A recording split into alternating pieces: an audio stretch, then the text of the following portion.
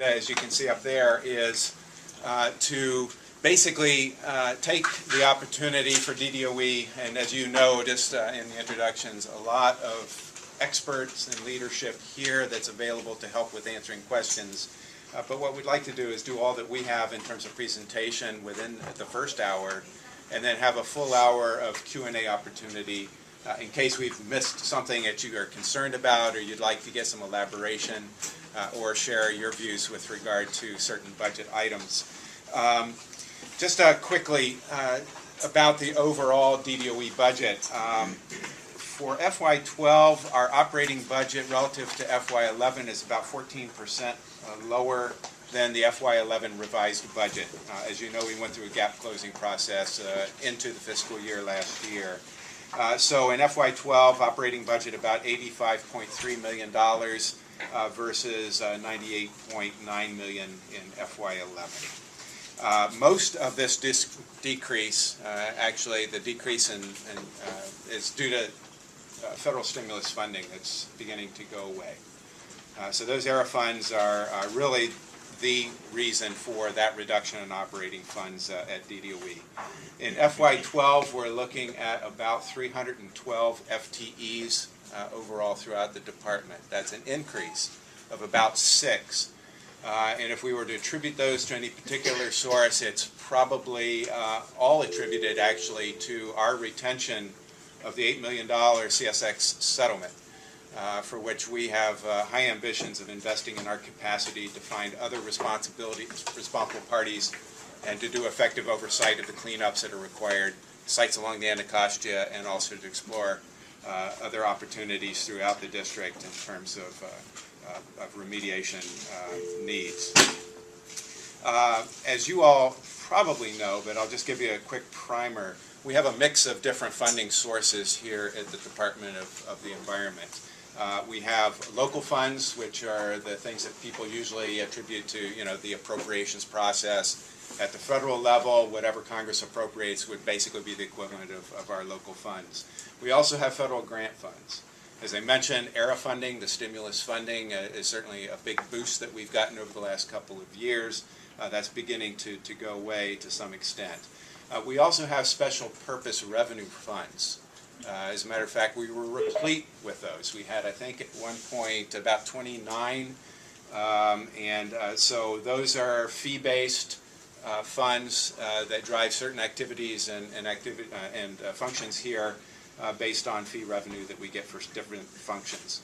Our local budget for FY12 is about $16.2 million. That represents now about 19% of our overall budget.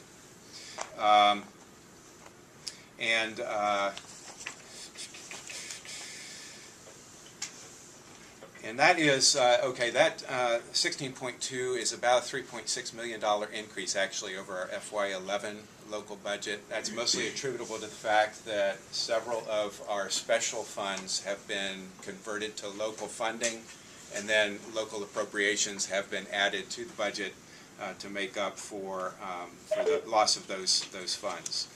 On the federal grant side, we're looking at about $34.2 million, which is about 40% of the overall budget. So we are very heavily dependent on federal grants. That is a decrease relative to FY11 of about $18.6 million.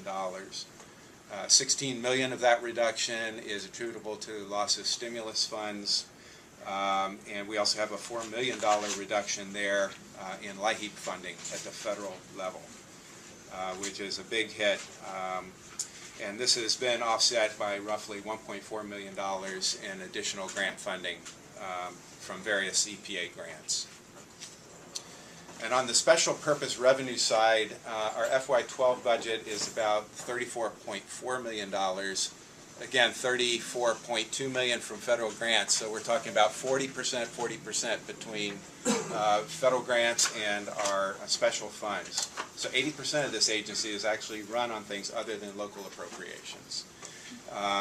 And so it's just important to sort of keep that in mind. This budget increase is about $2.5 million over the FY11 budget. This is primarily due to full funding of the clean energy and Affordability, the Clean and Affordable Energy Act of 2008. And we have full funding, for example, in this budget for SEU, which in the second year, FY12, is going to be $15 million. So that's one bump. We also have the full $2 million for the Renewable Energy Investment Program. As you recall from FY11, that had been reduced to some extent. So those funds are both replete. Another reason for the increase in special funds is that we have budgeted in FY12 $1.7 million of the CSX Settlement to begin a process of building up our capacity to deal with land remediation issues, primarily along the Anacostia.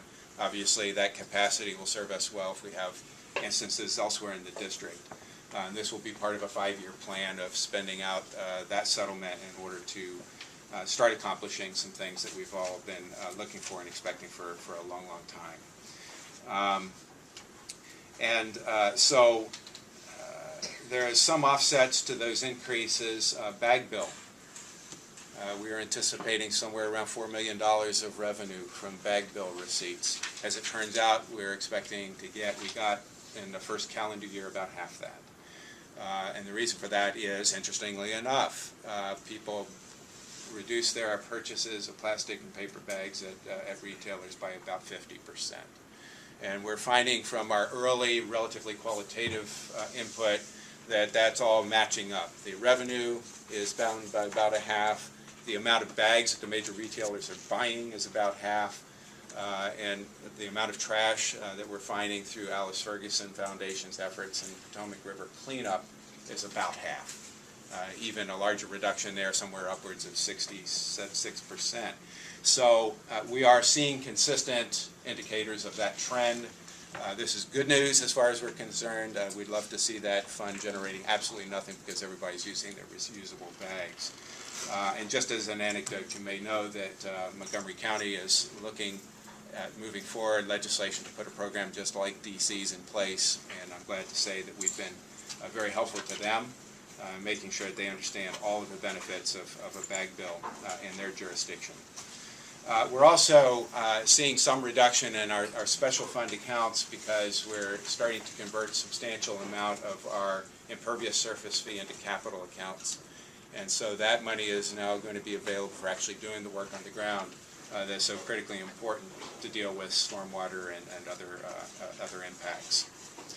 We have other small elements in the budget that represent collectively less than 1%, so I won't even mention those. But that's the broad overview.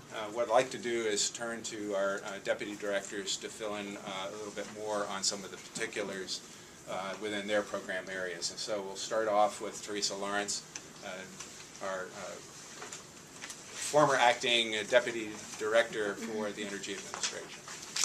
Good morning, everyone. As Christophe said, I'm Teresa